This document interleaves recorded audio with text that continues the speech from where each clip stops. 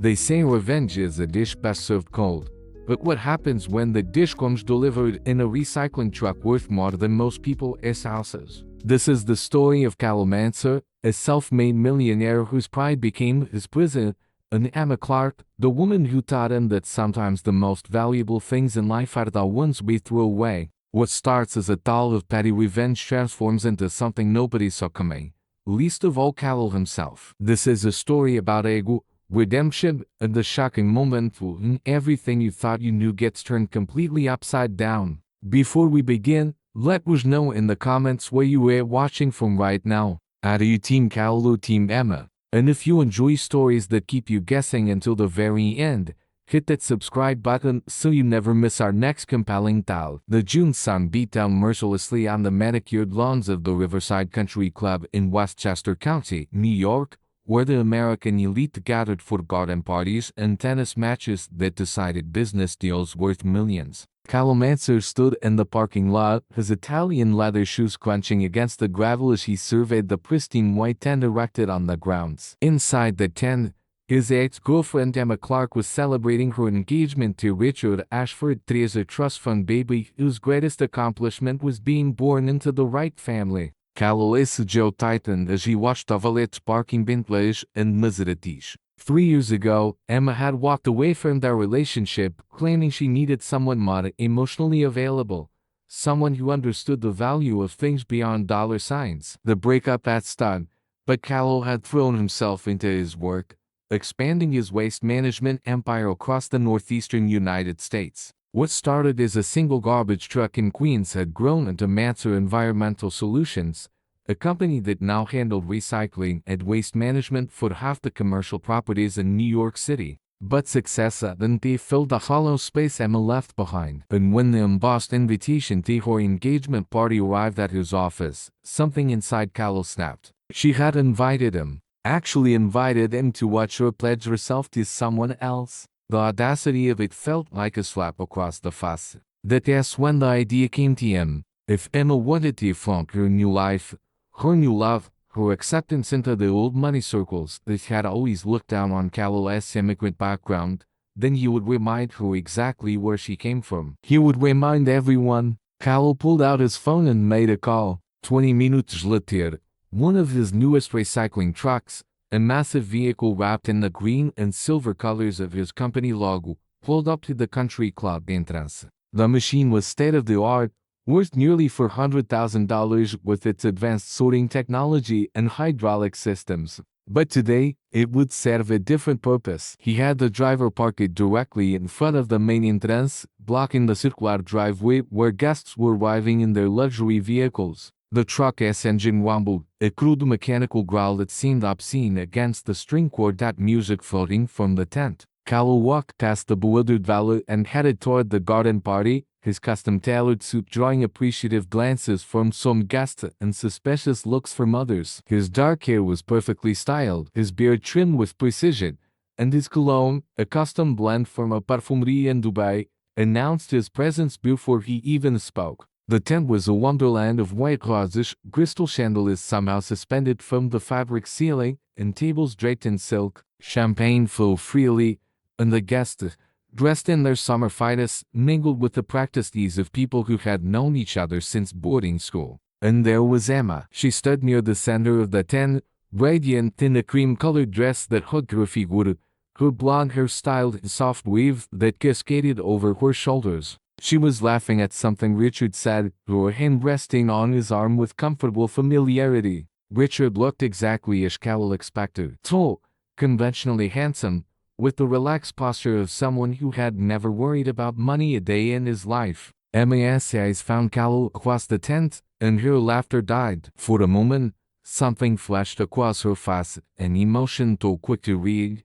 before she composed herself and excused herself from Richard's side. She approached Khalil with measured steps, her smile fixed but not reaching her eyes. Khalil, eu te show de come. How could I miss it? Khalil replied, his voice smooth but carrying an edge. It is not every day someone invites their ex to celebrate finding someone better. Emma's smile faltered. That is not why I invited you. I thought we could be mature about this. We were together for 3 years. You were important to me. Were. Khalil let the word hang between them. Past tense.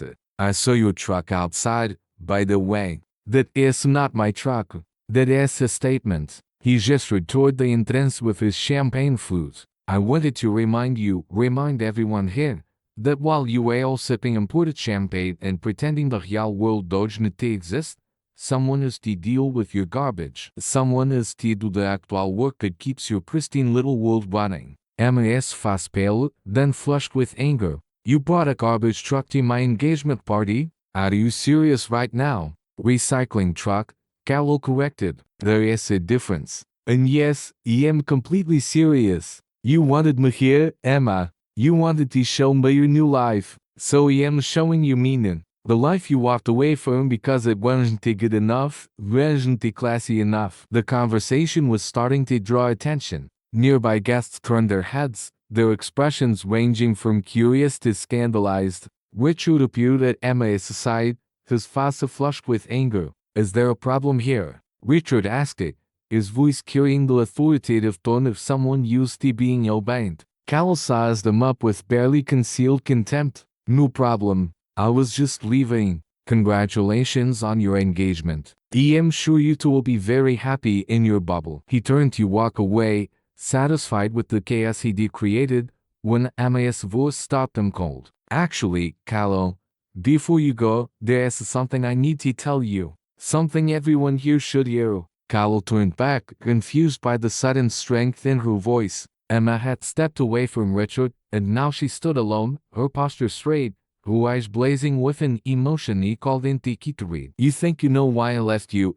Emma said, her voice carrying across the tent as the string quartet fell silent. You think it was because you weren't sophisticated enough, because you worked with garbage, because you didn't fit into my world. Wasn't it? Khalil challenged. No. Emma's voice was steady now, clear.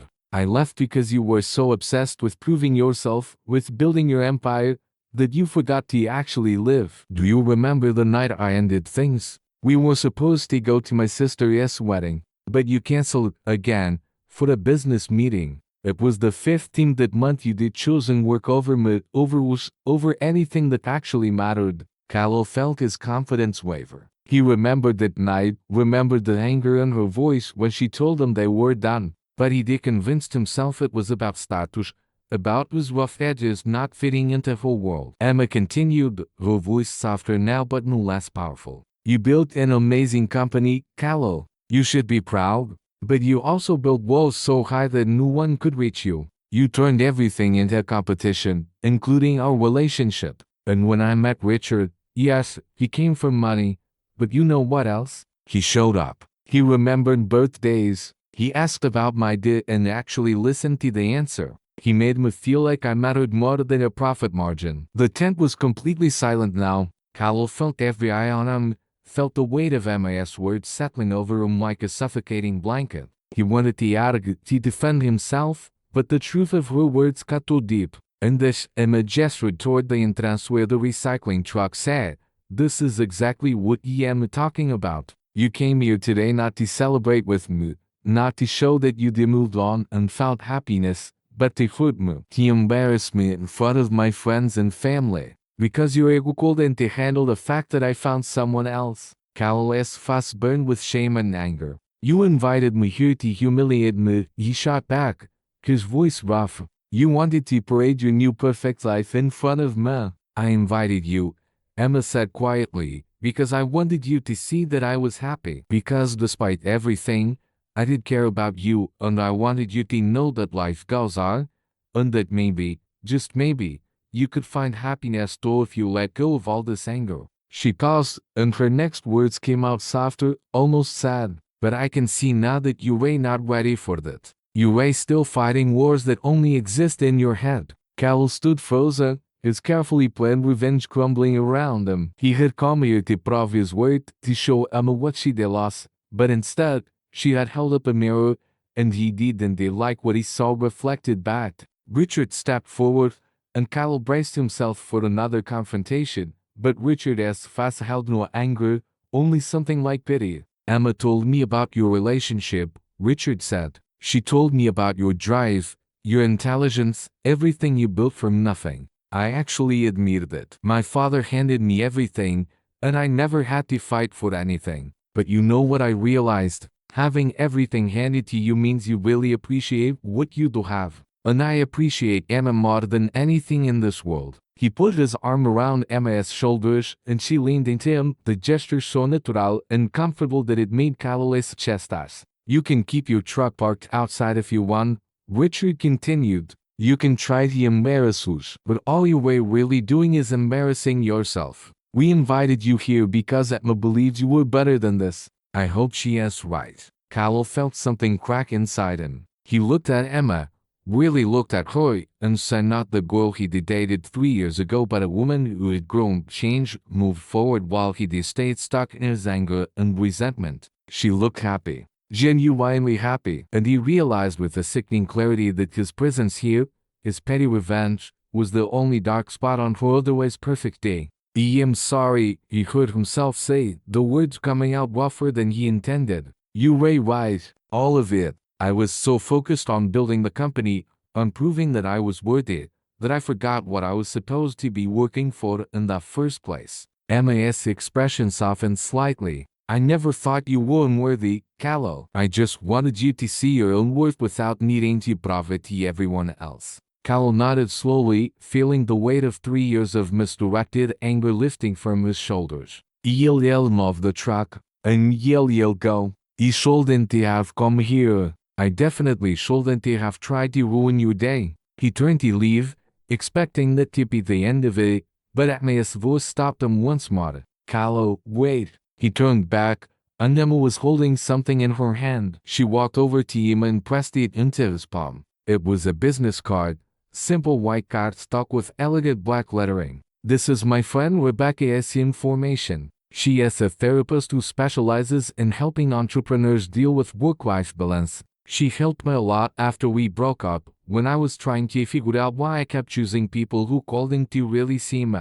Khalil looked at the card, then back at Emma. You were giving me your therapist's number at your engagement party. A small smile played at Emma's lips. I am giving someone I once cared about very much a chance to find the kind of peace I found. You deserve to be happy, Khalil. You deserve to build a life, not just a company. The kindness in her gesture, after everything you did, nearly broke him. Khalil nodded, not trusting his voice, and pocketed the card. As she walked out of the tents, past the curious stares and whispered conversations, Khalil felt something shift inside him. The anger that had driven him for so long was still there, but it was quieter now, less consuming. He pulled out his phone and called his driver. Move the truck back to the depot, he instructed, and send the couple of cans of that French champagne they were serving. The good stuff. Put it on my corporate card. Boss. The driver sounded confused. Just do it. And include a note.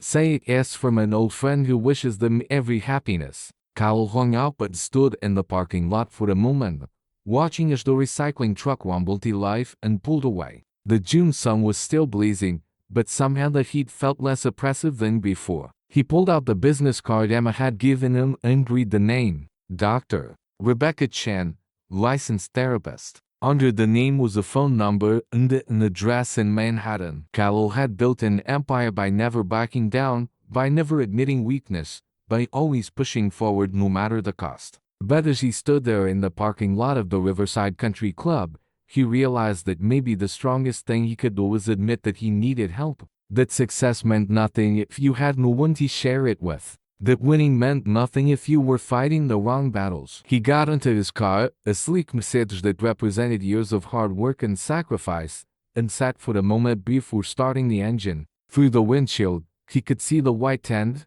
could hear the music starting up again as the party continued without him. For the first time in 3 years, Khalil didn't feel angry about losing Emma. He felt grateful for what she did try to teach him, even if he had been too stubborn to learn it at the time. He pulled out his phone and called his executive assistant. Sandra, clear my schedule for tomorrow afternoon. I need to make an appointment with a therapist. There was a pause on the other end, then Sandra's voice came back, warmer than he'd ever heard it. Of course, Mr. Mansour. I think that's wonderful. As Cal drove away from the country club, he passed a recycling truck heading in the opposite direction. The driver waved, and Cal waved back, a small gesture that felt like closing a chapter. The plot twist wasn't to what Cal had planned. He had come to deliver humiliation and had received humility instead. He had come to prove his worth and had learned that he had been measuring it with the wrong ruler all along.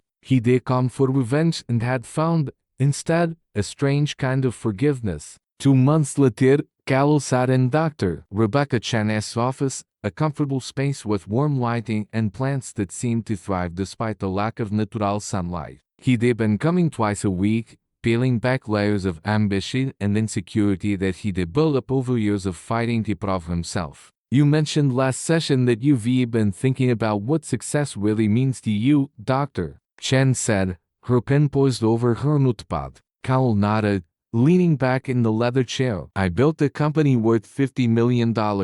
I employ over 200 people. I own properties in 3 states. But when I think about the happiest moments of my life, none of them are about money. What are they about? Connection. That day my father, who barely spoke English when we immigrated, told me he was proud of me. The team and I drove to Vermont just to see the fall colors, and we got lost and ended up at this tiny dino where the water gave us free pee because we made him laugh. The first team, one of my employees told him that working for my company changed his life because he could finally support his family. Dr. Chen smiled. Those are the beautiful memories. What do they all have in common? Cal thought for a moment. They were about being present, about actually experiencing life instead of just building something to prove I deserve to be a leader. That is a profound realization, Cal. He pulled out his phone and showed Dr. Chen a photo. It was from Emma's engagement party, somehow captured by a guest and later sent to him by Emma herself.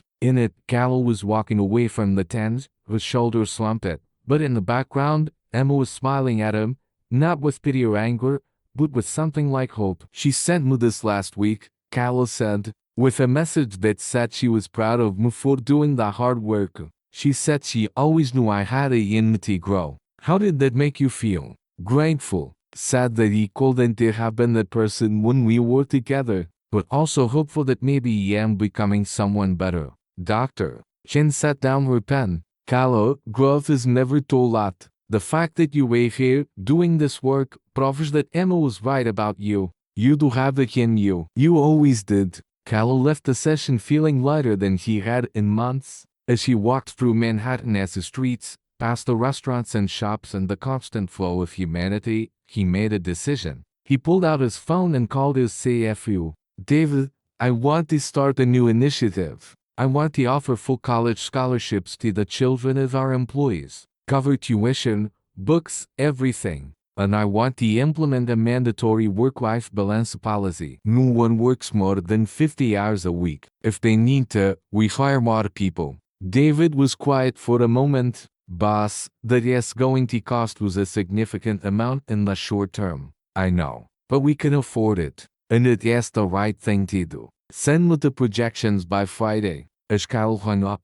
he felt something he hadn't felt in years, a sense of purpose that had nothing to do with proving his worth or building his empire. It felt like coming home to a place he'd never been before. 6 months after the engagement party, Kyle received another invitation. This one was for Emma and Richard's wedding. He stared at the elegant cardstock for a long time, remembering the last invitation, remembering the recycling truck, and the humiliation and the unexpected gift of perspective. This time, he responded with a simple note, wishing them happiness and declining to attend. Some chapters needed to be closed, not revisited, but he sent a gift, a donation, in their name to a literacy program that helped immigrant families learn English. It was the kind of program that had helped his own family when they first came to America. Emma sent him a thank you note, handwritten on cream-colored stationery. Thank you for this gift and for the person you were becoming. I am proud to have known you, past and present. Cal kept that note in his desk drawer,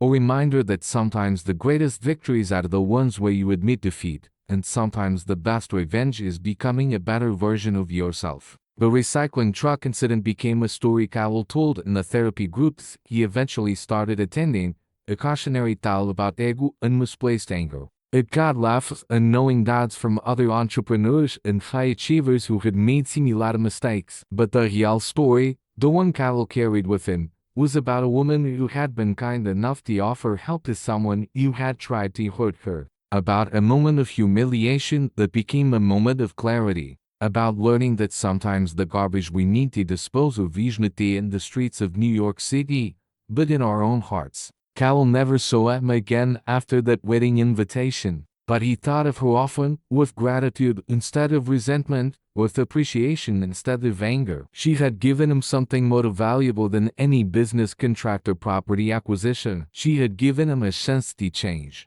And in the end, that was worth more than all the recycling trucks in the world. The summer sun continued to shine over Westchester County, over the Riverside Country Club where wealthy people gathered to celebrate life's milestones. But somewhere in Queens, in an office where a recycling empire was built, Khalil Mansour was learning a different kind of wealth, the kind that came from doing the hard work of becoming a better man. And this, more than any revenge plot, was a story worth telling.